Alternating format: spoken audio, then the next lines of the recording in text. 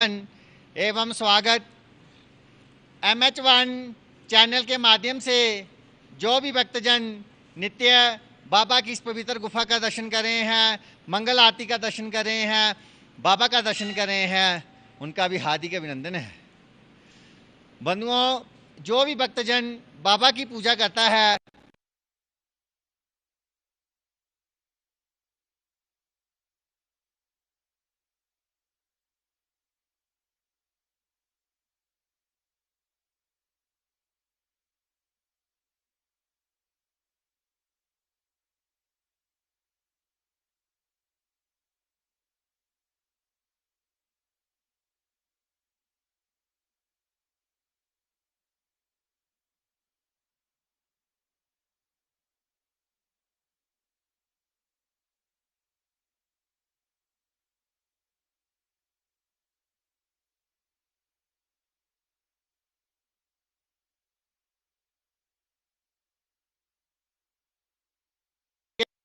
जो भगवान का भक्त हो, इससे आपके अंदर भी सच विचार आएंगे, सत विचार आएंगे और आप किसी की निंदा नहीं करेंगे।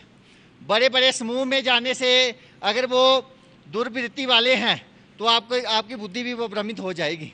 यदि आप इकट्ठे होकर तीर्थों में जाते हैं जहाँ सभी जो हैं शिव भक्त हों तो तभी ठीक है। अगर आप ऐसे ही सभी को साथ ले आए हैं तो उनके विचार यदि गंदे हैं, यदि दुर्वृत्ति वाले हैं, आपके सुविचारों को भी दुर्विचारों में बदल देंगे।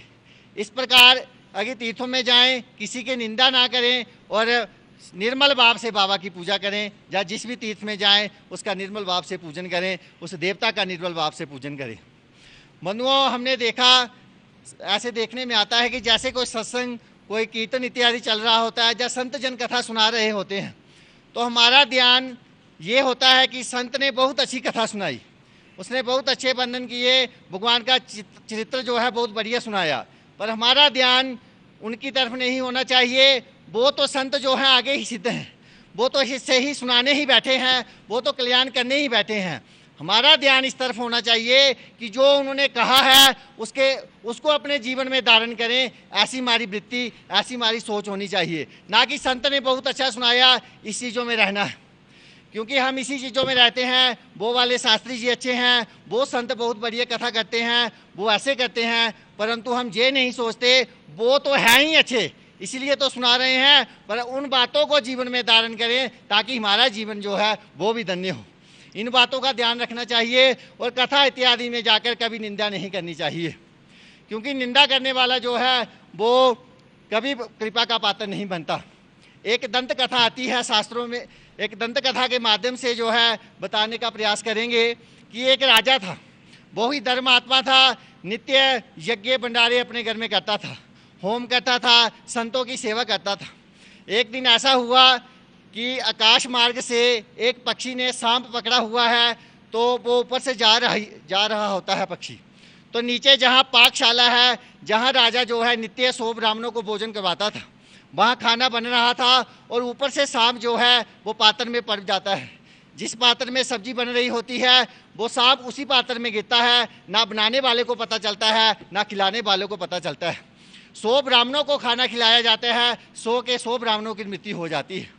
अब राजा घबरा जाता है कि मैं तो पुण्य कर्म कर रहा था, मेरे से तो ये अशुभ कर्म हो गया, अब मैं क्या करूं।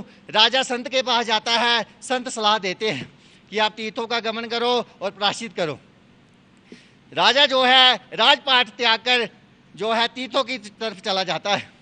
अब रास्ते में अंधेरा पड़ जाता है, तो एक घर में जो है एक युवा भाई बहन रहते हैं। वहाँ राजा प्रार्थना करता है कि मुझे सोने के लिए जगह चाहिए।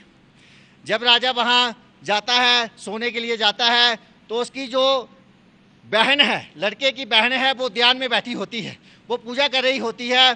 तो लड़का जो है बहन से कहता है कि कोई अतिथि आया है तो अतिथि सत्कार में कुछ भोजन बनाइए, पर लड़की उठती नहीं, लड़की ध्यान में लगी रहती है। अब जब लड़की उठती है तो भाई कहता है कि अतिथि देवो भव, अतिथि की सेवा पहले है, आप तो पूजा में व्यस्त रहे, ये अनुचित बात है। लड़की कहती है कि मैं ध्यान में थी, मैं इंद्रलोक में ध्यान लगाई हुई थी, मैंने वहाँ देखा एक चर्चा चल रही है। तो चर्चा क्या चल रही है, देवी देवता आपस में बातें कर रहे हैं कि एक राजा बड़ा दानवीर था और उस राजा ने ब्राह्मणों को भोजन खिलाया, उसके माध्यम से 100 ब्राह्मणों की हत्या हो गई है। अब वहाँ ये चर्चा चल रही है कि इसका जो नाम है जो किसको भुगतना पड़े, राजा बना रहा था वो भुगते, इस बात की चर्चा चल रही है। अब राजा यह चर्चा सुन लेता है, राजा सोचता है चर्चा चल रही थी इस वर्ग में, तो राजा कहता है कि मैं 1-2 दिन आपके घर ही रुकूंगा। जब तक राजा ने सोचा जब तक निर्णय नहीं हो जाता मैं यहीं रुकूंगा। दूसरे दिन सुबह होती है, गेट के बाहर लेंगे, बोलिए अमरनाथ स्वामी की।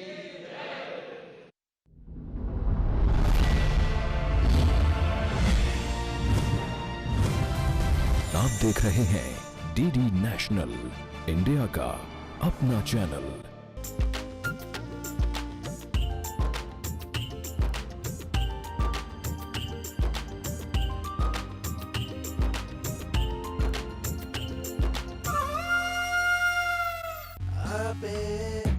तेरा के दे दे सुनने बे चल चल के देखे